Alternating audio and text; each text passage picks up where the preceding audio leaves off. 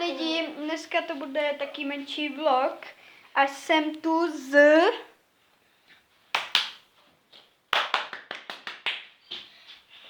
OK. A jak říkám... A je to vlog z Vánoc, co jsme dostali asi. Jo, co jsme dostali. Takže Vánocům. Filip dostal taky jen hezký šupán. Ano, jak vidíte, tak tady. Šupán. Aha, potom jsem dostal tady auto.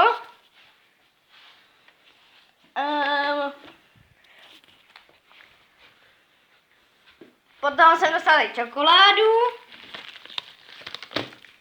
A knížku.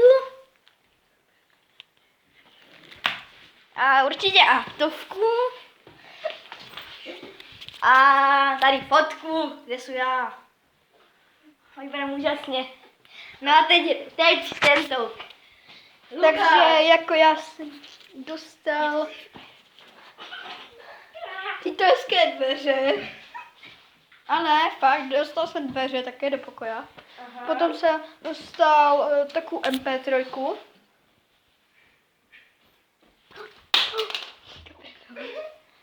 MP3. Potom také hodinky. Potom to úžasné papuče. Tam na doma. Tady je Ano. líp. A potom... A volali jsme na prokletá čísla. Jo, volali jsme na prokletá čísla, ani jedno nefungovalo. A to jsme se volali nějakému borcovi na Fabiu. A všechny byly fejky. A zavolali jsme na linku bezpečí.